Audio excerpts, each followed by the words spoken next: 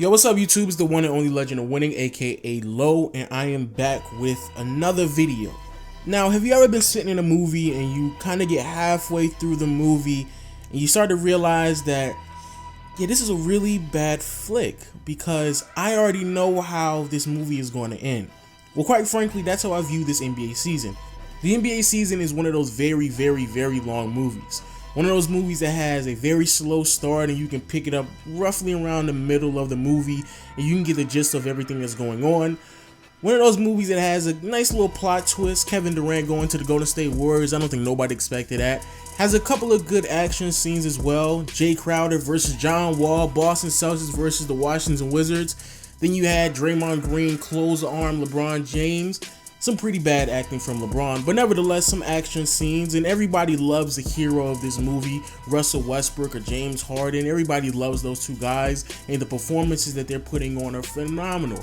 But unfortunately, their performances are going to waste. I think we all know the reason why we don't really like this NBA season too much is simply because we already know how this movie is going to end. It's going to end with the Golden State Warriors versus the Cleveland Cavaliers. And for the most part, unless LeBron has a beastly performance like he did last year, the Golden State Warriors are probably going to win the championship this year.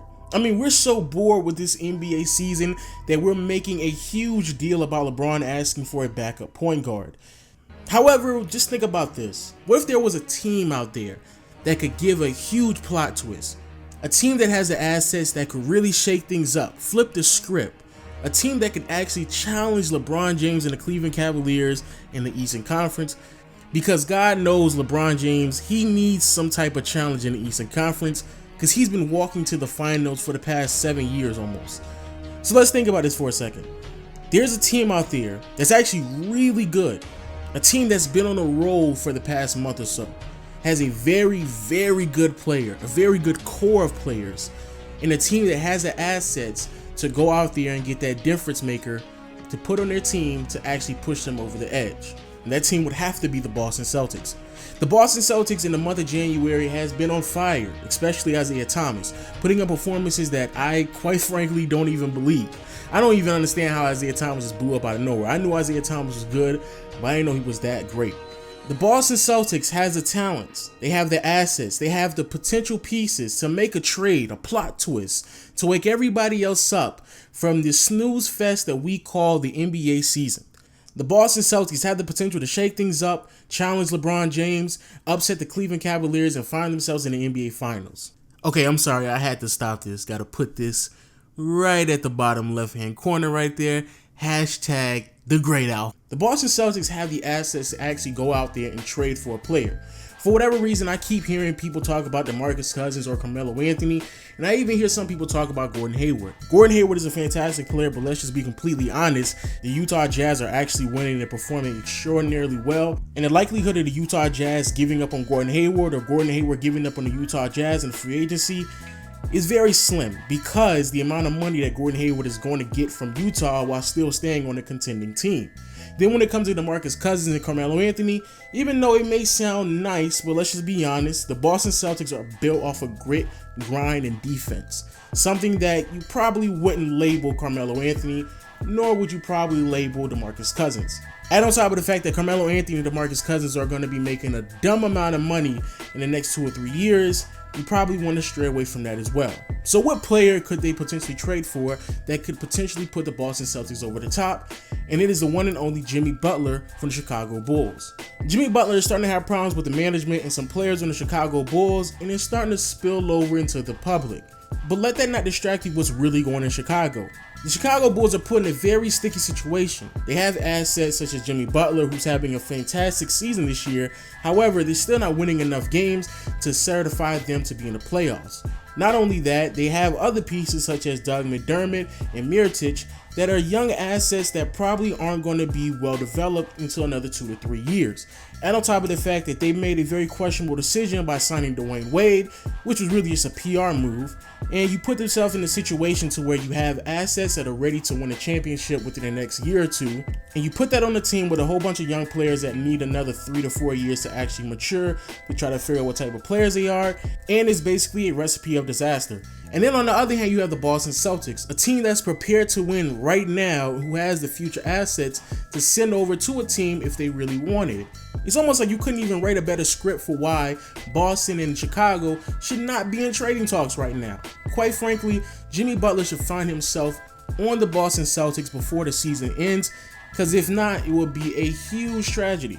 So why exactly should the Boston Celtics give up any assets for Jimmy Butler? For one, there's only a few players in the NBA that could actually guard LeBron James and contain him. And one of those players just so happens to be Jimmy Butler. In the playoffs, Jimmy Butler is able to hold LeBron James' efficiency down quite a bit.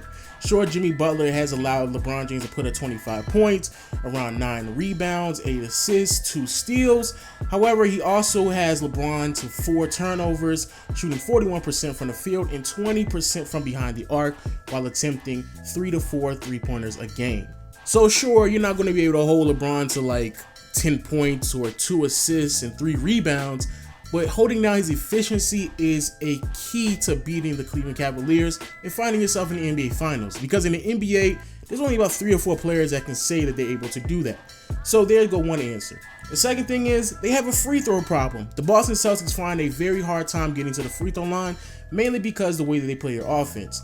Al Horford, who is the 5, normally finds himself on the perimeter instead of banging down inside and getting easy buckets while putting the other team in foul trouble. Not only that, Isaiah Thomas, he can only do so much. Add that with the fact that Jay Crowder and Avery Bradley are normally on the perimeter as well, you have a team that finds itself normally around the bottom 5 in free throw attempts.